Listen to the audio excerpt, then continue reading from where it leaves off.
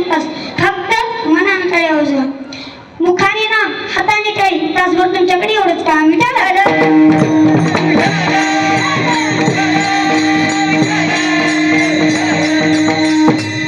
पैसे लागतात का टाळी वाजले? टाळी वाजत चला. महाराज कधी छाती संपून मरण येईल काय सांगायचं नाही हो. आपण एक किरायाच्या घरात राहत असतो, आपलं काय स्वतःच घर नाहीये.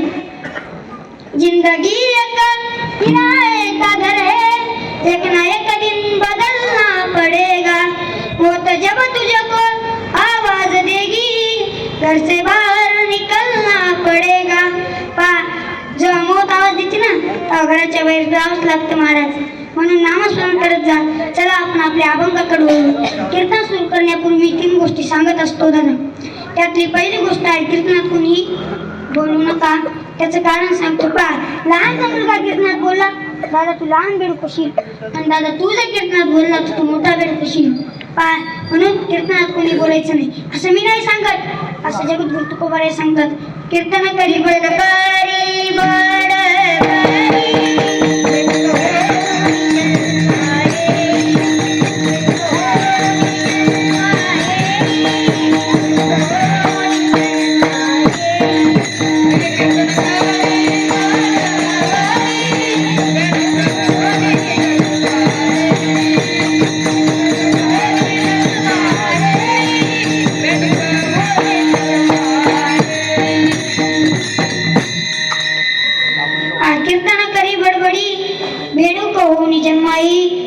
जे कोणी कीर्तनात बोललं सांगू नये तसंच.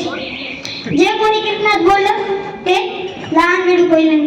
लहान जर मुलगा कीर्तनात बोलला लहान बेडूक होईल. लहान तर मरणाची चपटून निघाली. काय सांगावं, एका माणसाने एका मुलाला 2 आंबे आणायला सांगितले. 20 रुपये दिले, 10 रुपयाला एक आंबा होता. 2 आंबे आणायला सांगितले, ते गेला. आज त्यानं पहिला आंबा तिथंच खायला आणि एकच घेऊन आलो. तर हे माणूस म्हणते आज दुसरा आंबा कुठे, दुसरा आंबा कुठे? ते म्हणते हेच आहे की.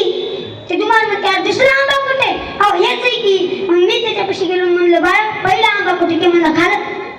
तेवढे चाप्टर निघाली. दुसरा आंबा ठीक होता आणि पहिला आंबा त्याने खालता. एवढे चाप्टर निघाले, मरणाचे चाप्टर. महाराज काय सांगू. एक जण मी आलो, मी म्हणलं बाळा कुठलास? ते म्हणते जमिनीवरच. काय याच्या कुठे दोष करावं. मी म्हणलं बरं जाऊ दे, लहान देखील. मग जरा सांगून म्हणलं महाराज चला ना आपल्या इथे चहा घे. म्हणलं नाही बा मला कपाचा त्रास आहे. कप कळतात ना. मी म्हणलं कपाचा त्रास आहे. ती काय म्हणते महाराज मी तुम्हाला कपात चहा देत नाही, बशी देतो. ते ना खोटं अर्थ लाव, काहीच सांगायचं नाही महाराज. लहान लेकरं म्हणजे लई चॅप्टर महाराज. मोबाईल तर एवढे गेले. एक जण मी कशी आले, पाय फडकीच झाले, चप्पल थोडीशी. तिथं तेवढ्या बापानं तिच्या कानाकडे टाकली. मी म्हणलं बा लहान आहे मुलगा काऊन मारते? ते म्हणते महाराजाने 100 चपला तोडल्या. पुष्पा म्हणून काचा पुष्पा. लई चॅप्टर लहान लेकरं. एकदम होतो मी पैसे खाली पडले आणि ते रेंगळं पाय फडकीत येऊच लागलं. ते पुष्पा म्हणून येऊ लागले. पुष्पा झुके गाणी सांगत त्या पैसे बाई लगेच झुकला. मी म्हणलं बाप रे बाप हे पुष्पा कसला आहे बा. हे पुष्पा लईच मारत. आता तुम्हाला परमात्मा मधला एक प्रश्न विचारतो. तुम्ही सर्वजण शांत बसा. ज्ञानेश्वरी कोणा लिहिली? होय ज्ञानेश्वरी कोणी लिहिली? ज्ञानेश्वर महाराजांना नाही लिहिली, तर ज्ञानेश्वरी सच्चिदानंद बाबांनी लिहिली. आणि ज्ञानेश्वर महाराजांना सांगितली. असं तुम्हाला येत नाही. नवीन गाणी म्हणली राडच शांत झाली, शरू झाली. आता कोण असं आरा बाबूराव काय असं असते. म्हणून कीर्तनात कोणी बोलू नका. दुसरी गोष्ट म्हणजे कीर्तनात कोणी झोपू नका. त्याचं एक कारण सांगतो.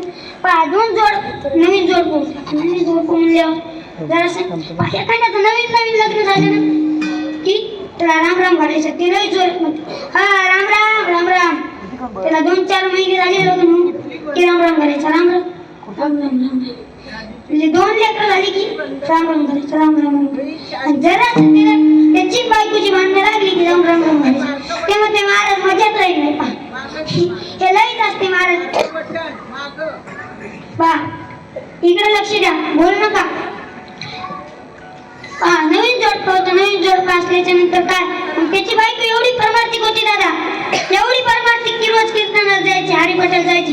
गावातला कुठलाही धार्मिक कार्यक्रम असो ती हजरच असायची.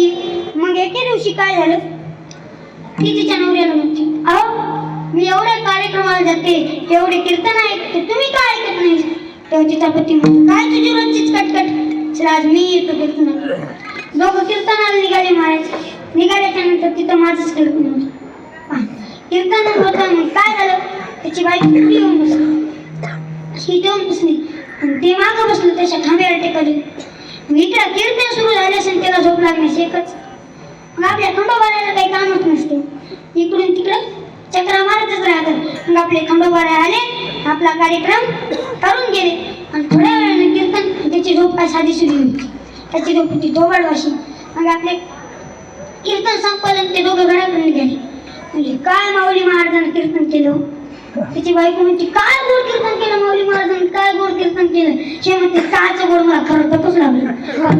त्याला खेळालं, त्याला धन्यवाद बरं, त्याला नाही कळलं, त्यानं प्रसाद घेतल्याशिवाय जमून काय विचारलं.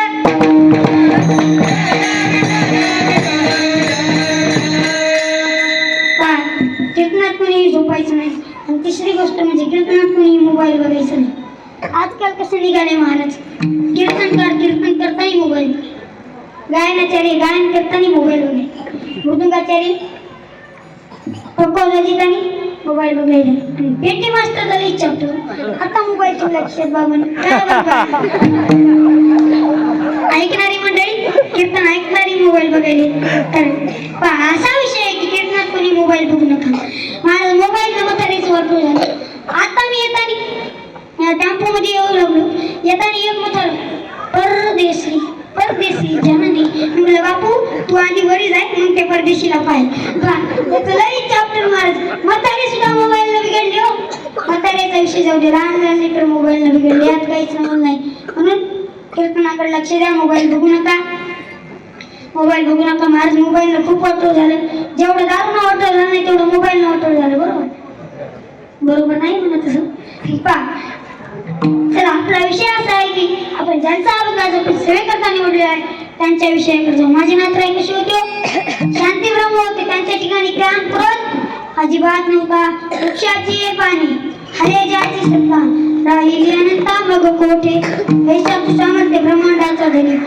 एवढे सामर्थ्यवान भगवंतांनी सुद्धा माझ्या नातराईंच्या वरी 36 वर्ष तपली केली. महाराज काय केलं, 12 वर्ष धुणं धुतलं, 12 वर्ष चंदन घासलं, उरलेली 12 वर्ष कावडीने पाणी जागरी पाणी वाहे, कावडीने पाणी जागरी पाणी वाहे. अनन्य भक्ती भावे निळा वंदी त्यांची पाय, अनन्य भक्ती भावे निळा वंदी त्यांची पाय. गोवाळू आरती माझ्या स्वामी एकनाथा, गोवाळू आरती माझ्या स्वामी एकनाथा. माझे नातरे शांतीब्रह्म होते. त्यांच्या ठिकाणी राग अजिबात नव्हता. आता हे गावकरी मंडळीला बरं दिसत नाही. गावकरी मंडळ एवढं चापट असते मला, चांगल्याचा वाटोळ कराय पक्कच, चांगल्याचा वाटोळ कराय पक्कच असते. मग काय झालं, ठरवण्यात आले नातरायांना जे कोणी राग आणून दाखवेल त्याला योग्य ते बक्षीस दिलं जाईल. मग काय, पहिला व्हिडिओ चाललाय का ब्राह्मणाने. तो ब्राह्मण सकाळी सकाळी उठला, नातराईच्या घरी गेला. गेल्याच्या नंतर नातराईची देवपूजा चालू होती. काय चालू होती? देवपूजा. अशा वेळेला बोलत ना, काय चालू होतं? देवपूजा. असं बोलायचं. बोललं की मला करमत आहे. नुसतं ते काय महाराज वेगळं टवणी बसते. ज्ञानेश्वरी माऊली निघाली, काय महाराज बोलत चला. देवपूजा चालू होती. त्या म्हणल्याच्या नंतर हा ब्राह्मण नातराईच्या घरात गेला. घरात गेला असं तसं नाही गेला, तो बूट घालून गेला. गेल्याच्या नंतर नातराईच्या पाटावर माझ्या भगवंताला ठेवणार होते ना, त्या पाटावर हा जाऊन बसू. मग नातराईने मागं बघून पाहिलं तर काय, मोठ्याचं लेकरू आपल्या घरी आले. नातराईंना आनंद झाला. नातराई म्हणतात, गिरजा हवे गिरजा, आपल्या घरी मोठ्याचं लेकरू आले बरं, तर चांगला स्वयंपाक कर, चांगला स्वयंपाक कर. म्हणल्याच्या नंतर गिरजा माता म्हणले, हो चांगला स्वयंपाक करते. पहिल्या बाया नवऱ्याचं ऐकायच्या, हातात बाय लई टेन्शन निघाले. हो काय सांगा, इतक्या वेळ माणसावर घेतलं, बाया लई गुदगुदी वासू लागली. आता तुमच्यावर पार काय झालं, एक बाई जरा सुधरून लट होती, डॉक्टर कशी गेली. डॉक्टरला म्हणाले, डॉक्टर साहेब मला माझं वजन कमी करायचं. वजन कमी करायचं म्हणल्यानंतर डॉक्टर साहेब म्हणतात, तुमच्यासाठी एकच इलाज आहे, ते तुम्ही करा. त्यानंतर ती बाई म्हणते, काय झालं डॉक्टर साहेब. तुम्ही काय करा तुमचा हार्ट किती ते मला सांगा. मग ती बाई म्हणली काय नाही महाराज, काय नाही डॉक्टर, 20-25 पोळ्या खाते, 1-2 प्लेट भात खाते आणि 4-5 प्लेट भाजी खाते. मग डॉक्टर साहेब म्हणतात तुम्ही 15-20 चपात्या खाता तर 10च खा. 10च खा म्हणल्याच्यानंतर मग तुम्ही 4-5 प्लेट भात खाता तर 3च खा आणि 2-3 प्लेट 4-5 प्लेट भाजी खाता ना तर 2च खा. घे बाई जरा गेलेली होती. ही काय म्हणते डॉक्टर साहेब जेवणाच्या आधी घ्यायचं का म्हणते. त्याला कळालं, त्याला धन्यवाद. त्याला नाही कळालं ते ना